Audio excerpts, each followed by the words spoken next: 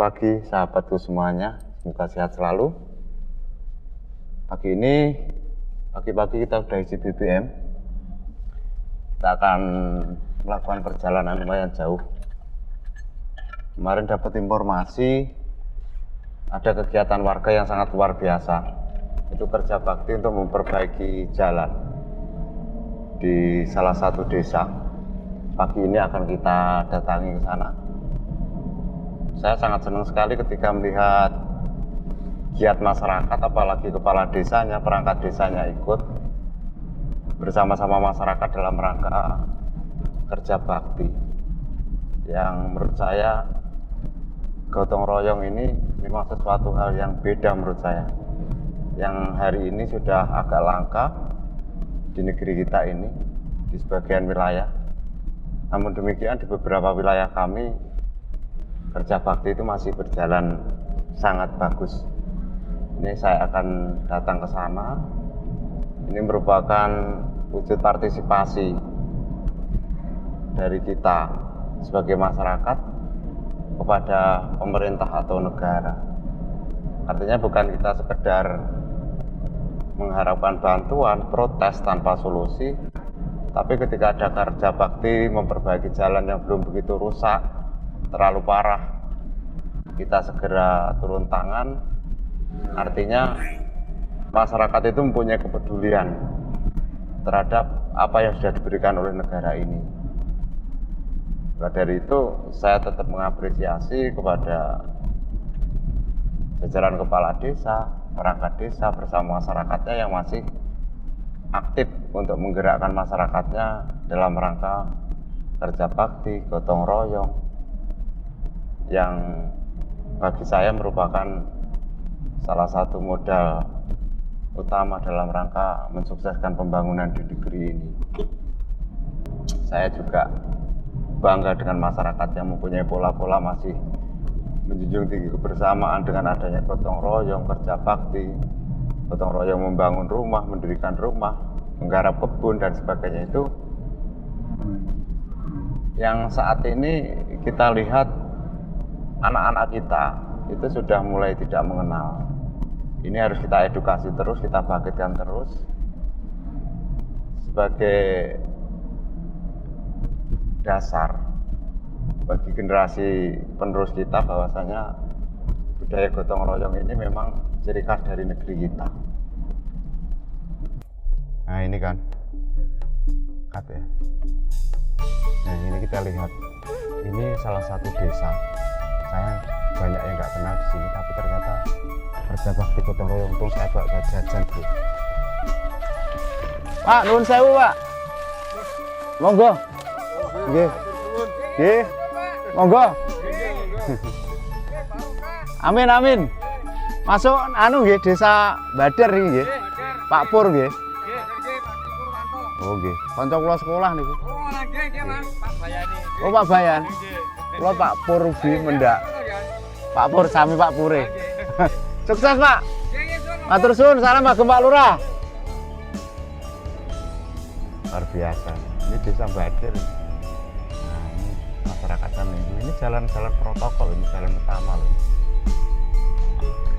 Jalan protokol, jalan utama yang kalau kita pikir ini masih tanggung jawabnya PU. Jalan protokol, jalan kabupaten, tapi masyarakatnya kerja bakti juga. Luar biasa sekali.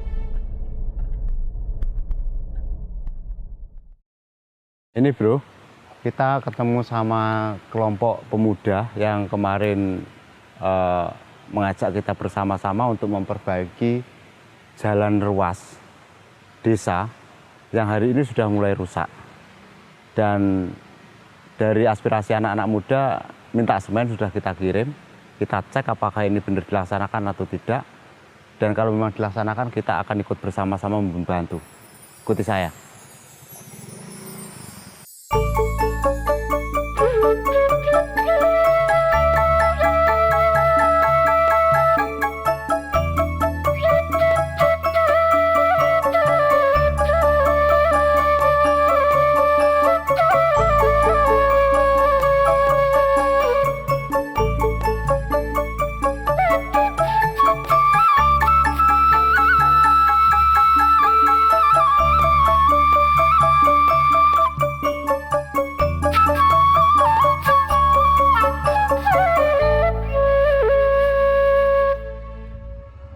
Mas Bro jalannya. Jalan mulai lubang-lubang seperti ini, sementara dari sana tanjakan tinggi. Terus di sini ada pertemuan dua jalur. Jalur yang mau naik ke arah desa atas itu lewat jalur bawah seperti ini. Sementara yang dari desa atas turun ke wilayah desa ini lewat jalur yang atasnya lagi. Ini sudah dipecah menjadi dua jalur. Sementara di sini terjadi penyempitan.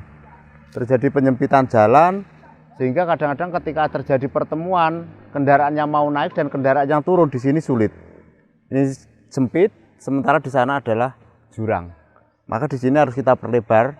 Kedua kalinya ini merupakan awal kendaraan mau menanjak. Ketika kondisinya hancur seperti ini, maka kadang-kadang sampai di tengah tanjakan itu nggak kuat. Makanya ini harus kita perhatikan dan harus diperbaiki. Harapan kita besar sekali. Memang dengan luasnya negeri ini, kita nggak usah ngomong terlalu lebar. Indonesia memang sangat luas dengan berbagai suku, berbagai budaya, dengan masyarakatnya dengan berbagai karakter. Luasan wilayahnya sangat luar biasa. Itu nggak mungkin akan kita sulap dalam waktu sekejap. Saya sendiri sebagai, bolehlah dikatakan wakil lah dari rakyat sendiri, ya memang selalu dan terus untuk menyuarakan aspirasi-aspirasi dari rakyat itu sendiri. Namun demikian ketika saya mengkritisi terhadap kinerja pemerintah, artinya mengkritisi yang polanya seimbang. Saya biasanya memberikan bukti-bukti dan contoh-contoh yang real dulu. Ketika saya ngomong itu, ketika ada keadaan terbalik, memang saya sudah melaksanakan, artinya saya sudah.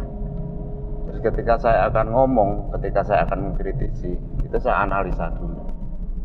Salah nggak omongan saya? Kalau memang sudah menurut analisa saya benar, realita di lapangan itu seperti itu, saya pantang mundur untuk ngomong terhadap pemerintah. Dan itu saya menyadari beban saya memang sangat berat untuk mewakili aspirasi rakyat. Maka dari itu saya memang dikatakan capek, ya nggak boleh capek. Saya sudah sanggup dan memang nggak pernah ada waktu luang buat saya. Ada waktu luang sedikit ya saya turun, harus turun ke masyarakat.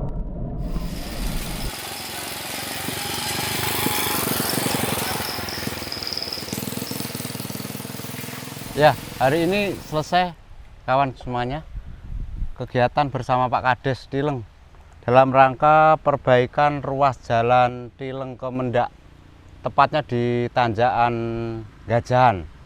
Semoga saja bermanfaat dan bagi masyarakat pengguna jalan yang merupakan ini akses utama bagi masyarakat menuju sekolah, menuju sarana kesehatan, menuju pasar, menuju ke pusat pemerintahan, kecamatan dan sebagainya. Dan kita prioritaskan yang ada di tanjakan karena memang sangat rawan. Kanan kirinya, yang sebelah kanan tebing, yang sebelah kiri jurang, sementara di tengah rusak berat. Ini berkat partisipasi dari pemuda di bawah komando Pak Kades Tileng ini, hari ini terselesaikan. Dan kita akan lanjut kegiatan kita siang hari ini, sekali jalan harus tuntas. Pak Kades akan menunjukkan satu ruas yang merupakan penghubung antar dusun. Ruas ini yang selama ini sudah ada jalannya tapi masih belum bisa dimanfaatkan secara maksimal. Penghubung antara dusun Gondoroso dan dusun Tileng, itu dalam satu desa Pak Lurah, dalam satu desa. Harapan kita nanti kita akan menghubungkan antara Tileng menuju Segulung melewati Gondoroso itu dalam satu ruas. Ketika ini nanti terrealisasi, setelah yang sebelah utara ada jembatan gantung, itu penghubung antara desa Segulung ke desa Tileng, khususnya dusun Gondoroso, ini akan kita perbaiki atau kita buatkan lagi ruas penghubung antara dusun Gondoroso dengan dusun Tileng. Jadi dengan dibangunnya jalan ruas itu lewat jembatan gantung yang dulunya harus melintasi Mendak dan sekitarnya, yang kurang lebih hampir di atas 7 kilo, ketika kita buatkan jalan alternatif yang memotong jarak antara Segulung dengan Tileng, ini nanti tinggal 3 atau 4 kilo. Artinya di sini sudah bisa memotong 50% dari kuota panjang jalan yang harus ditempuh masyarakat. Ayo ikuti perjalanan kita bersama Pak Kades. Siap.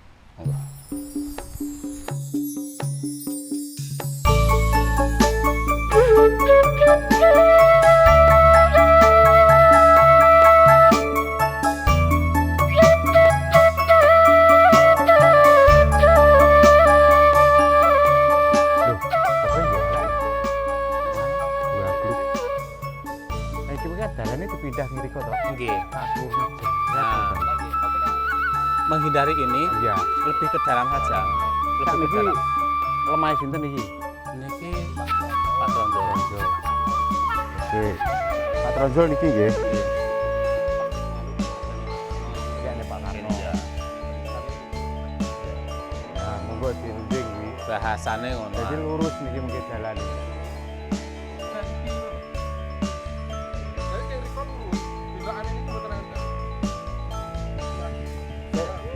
Aku memperhitungkan ini, kok didelok esek ya. Tingkat tingginya tanjakan nek gebal ngene nemen apa memang enggak? tambah. Tapi dari belokane niku mungkin niki lebih lurus ngoten Pak Bos. Oh nggih. Siap. Monggo coba di anu. Coba sik iki diukur ya. Nanti kita buat alternatif dulu. Ya. Ini sebagai sosialisasi awal. Iki mungkin 4 atau 5 pasti sapator teko. Untuk melebarkan jalan iki, nggih. Mandongane bibar dipun perlebar bentuk iki kantun dirabat. Nggih. Terus niku mengke Pak Lurah ingkang memandu di lapangan. Nggih to. Sing jelas dalam jone klase ibadah nggih dalan raketang sak meter perlebar niku. Lek niki belum pengerjaan dan sosialisasi. Nggih dikuwampalne saro-saro. Lek niki kula mandhap, saya pastikan mesti teko ngoten mawon. Nggih. Lek kula pun medun mesti teko ngoten. Ngoten nggih, Bang nggih. Pun matur suwun, kula tak ngidul riyin. Suwun nggih. Kula wae tenjing kerja bakti menan. Nggih. Ayo tenjing. Kula tak ngidul riyin. Iya terbantah terus. Lah nggih. Parang riyen lho nggih. Nuwun sewu. Nggih. Oke kula tak dolan riki malih.